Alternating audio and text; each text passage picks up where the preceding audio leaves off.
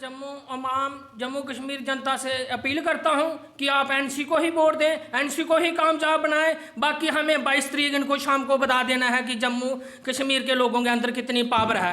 इन्होंने हमारे जम्मू कश्मीर की धज्जियां उड़ा दी हैं 370 तोड़ के। अब हम इनको बताएंगे कि 22 तारीख को हमारा क्या मुद्दा था और हम क्या कर सकते हैं।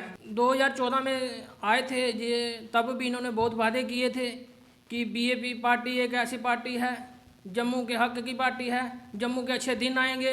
जम्मू के जो हमारे एमएलए 25 बने थे, हमारे जम्मू के लोगों ने इनके साथ बहुत बढ़ चढ़ साथ दिया। 25 एमएलए बनाए और 2 एमपी भी बने थे, लेकिन इन्होंने हमारे साथ बहुत बड़ा धोखा किया। तो इन्होंने हमें बोला कि आपके अच्छे दिन आएंगे, लेकिन हमारे अच्छे दिन कहाँ गए हैं। बार बार ये जब इलेक्शन आती है बार बार बोलते हैं कि मोदी के नाम पे वोट दो। इन्होंने क्या किया? क्या स्मृति ईरानी जी इनको ये नहीं पूछ सकती है कि आपका फंड कहाँ गया था? जमीन लेवल पे पैसे क्यों नहीं लगे? किस लिए नहीं लगे? ना किसी एमपी को पूछा, ना इन्होंने अपने एमएलए को पूछा, सिर्फ मोदी साहब का नाम लेते हैं। क्या मोदी इनका ही है? बीजेपी पार्टी का मोदी है, हमारा मोदी नहीं है, हमारा पीएम नहीं है, या इनका ही है? हम ये इनसे बातें पूछेंगे और पूछनी है, हमारा हक बनता है इनको पूछना। नमस्कार, आप जुड़ चुके हैं स्पिरिट न्यूज़ के साथ और मैं हूं वंदना हंस।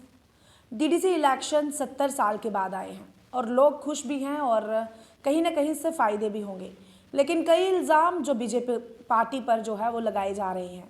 तो चलिए आज इन सब पर बातचीत करने के लिए हमारे साथ मौजूद हैं एनसी के कार्यकर्ता मोहिंदर कुमार राणा जी। इनका कहना है कि इनके कुछ इल्ज़ाम हैं, इन्हीं के मुँह से सुनते हैं कि आखिर क्या कुछ इल्ज़ाम है।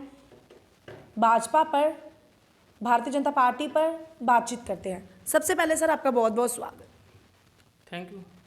क्या कहेंगे, जिस तरह से इंटरव्यू करने से पहले आप हमसे बातचीत कर रहे थे और आपका कहना है कि कई इल्ज़ाम जो हैं आपने बीजेपी पर लगाए हैं, भारतीय जनता पार्टी पर लगाए हैं, क्या कुछ इल्ज़ाम हैं हमारे दर्शक जानना चाहेंगे। मैडम जी, हमारे तो बात तो हमें करने का पूरा हक है और हम करेंगे जी। जो दिल्ली से बड़े बड़े लीडर आए हैं, पहले भी आए थे, जैसे स्मृति ईरानी जी अभी आए हैं, जो एजुकेशन मिनिस्टर हैं सेंटर से। तो इन्होंने जब असेंबली की इलेक्शन हुई तो तब भी ये जम्मू में आए थे, अपना बहुत कुछ ऐसे वादे किए थे जो आज तक एक भी ज़मीन लेवल पे नहीं दिखाई देता है। तो मैं ये इनसे पूछना चाहता हूँ कि हमारे जो बच्चे हैं पढ़ने लिखने वाले, उनके बारे में आपने क्या सोचा? आप एजुकेशन मिनिस्टर हैं, उनके बारे में क्या सोचा आपने? तो अगर आप उनके बारे में नहीं सोच सकते थे, कम से कम वो चीज़ देना चाहिए, वो घर बैठ के क्या पढ़ेंगे। बाकी जो 2014 में आए थे ये, तब भी इन्होंने बहुत वादे किए थे कि बीजेपी पार्टी एक ऐसी पार्टी है, जम्मू के हक की पार्टी है, जम्मू के अच्छे दिन आएंगे। जम्मू के जो हमारे एमएलए 25 बने थे, हमारे जम्मू के लोगों ने इनके साथ बहुत बढ़ चढ़ साथ दिया। 25 एमएलए बनाए और 2 एमपी भी बने थे, लेकिन इन्होंने हमारे साथ बहुत बड़ा धोखा किया। तो इन्होंने हमें बोला कि आपके अच्छे दिन आएंगे, लेकिन हमारे अच्छे दिन कहाँ गए हैं। बार बार ये जब इलेक्शन आती है बार बार बोलते हैं कि मोदी के नाम पे वोट दो। इन्होंने क्या किया? क्या स्मृति ईरानी जी इनको ये नहीं पूछ सकती है कि आपका फंड कहाँ गया था? जमीन लेवल पे पैसे क्यों नहीं लगे? किस लिए नहीं लगे? ना किसी एमपी को पूछा, ना इन्होंने अपने एमएलए को पूछा, सिर्फ मोदी साहब का नाम लेते हैं। क्या मोदी इनका ही है? बीजेपी पार्टी का मोदी है, हमारा मोदी नहीं है, हमारा पीएम नहीं है, या इनका ही है? हम ये इनसे बातें पूछेंगे और पूछनी है, हमारा हक बनता है इनको पूछना।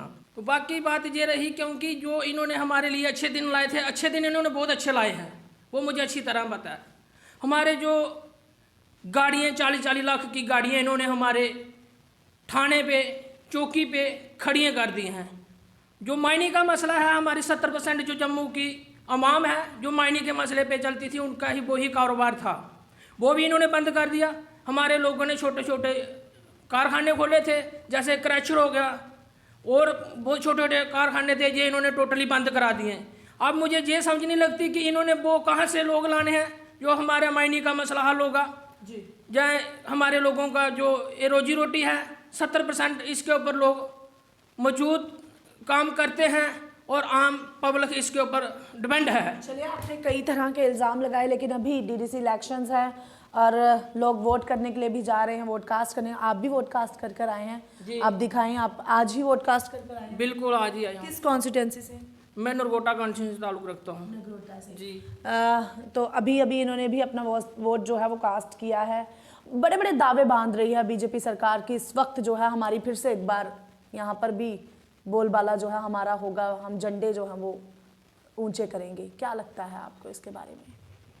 इसके बारे में तो 22 तारीख को ही पता लगेगा। मैं जम्मू कश्मीर जनता से अपील करता हूं कि आप एनसी को ही वोट दें, एनसी को ही कामयाब बनाएं। बाकी हमें 22 तारीख इनको शाम को बता देना है कि जम्मू कश्मीर के लोगों के अंदर कितनी पावर है। इन्होंने हमारे जम्मू कश्मीर की धज्जियां उड़ा दी हैं 370 तोड़ के। अब हम इनको बताएंगे कि 22 तारीख को हमारा क्या मुद्दा था और हम क्या कर सकते हैं। ये हमारा हक है, हम अपने मन से वोट देंगे और एनसी को ही देंगे। मैं पूरी जम्मू कश्मीर जनता से अपील करना चाहता हूं कि एनसी को कामयाब बनाए और एनसी की कामयाबी हमारी कामयाबी। Thank you. एक बार फिर से हम स्मृति ईरानी पर ही आ जाते हैं। स्मृति ईरानी जो केंद्र से नेता हैं और यहाँ पर आकर वोटिंग के टाइम जो है, इलेक्शंस के टाइम जो है आती हैं और प्रचार करती हैं और फिर चले जाती हैं। क्या वो लोगों को उस तरह के फ़ायदे देती हैं या उनसे बातचीत करती हैं? कोई फायदे नहीं देते हैं। आज तक मोदी का नाम लेके ये लोग तो बोल देते हैं, लेकिन मोदी के पास जम्मू का बंदा कौन गया है? अगर मोदी के पास बेनिफिट हुआ है तो जो हमारे 25 MLA बने थे इनका ही हुआ था। आम पब्लिक को उसका कोई बेनिफिट नहीं हुआ, ना ही हमारा आम इंसान जो मोदी के पास जा सकता है। मोदी के पास क्यों जाना? वोट तो हमें इनको दिए थे, इनको हमें पूछना है। ये तो दिखते नहीं है, तब भी दिखते हैं जब इलेक्शन आती है। हमें बहुत बार इनको देख लिया कि बीजेपी वाले करते क्या हैं। ये तभी दिखेंगे जब इलेक्शन आएगी, उसके बाद ये 5 साल 6 साल नहीं दिखेंगे। जी, बहुत बहुत धन्यवाद। तो मैं आपको बता दूं कि डीडीसी इलेक्शंस में कई कई तरह की टिप्पणियां जो हैं वो लोग दे रहे हैं। एक तरफ बीजेपी कह रही है कि हमारा जो है हम झंडों को ऊंचा करेंगे, एक बार फिर से दावे बांध रही है कि हमारी ही जीत होगी। वहीं लोगों का कहना है कि हम ऐसा नहीं होने देंगे। कश्मीरी पंडित्स की बात करें तो वो भी कहीं ना कहीं खफा है। और अब अगर बात करें, यहाँ पर हमारे साथ मौजूद थे एनसी के कार्यकर्ता मोहिंदर कुमार राणा जी, जिन्होंने बताया कि किस तरह से जो है लोगों का कहना है या इनका क्या कहना है। इनका कहना है कि क्या भारतीय जनता पार्टी के पास नेता नहीं है लड़ने के लिए, इलेक्शंस में लड़ने के लिए, वो केंद्र से क्यों बुला रहे हैं, सेंटर से क्यों बुला रहे हैं। तो ऐसे ही बड़े सवालों के साथ मैं आपको छोड़े जाती हूँ। वंदना हंस, आप कमेंट बॉक्स में कमेंट ज़रूर करें और ऐसे ही जुड़े रहें स्पिरिट न्यूज़ के साथ। नमस्कार।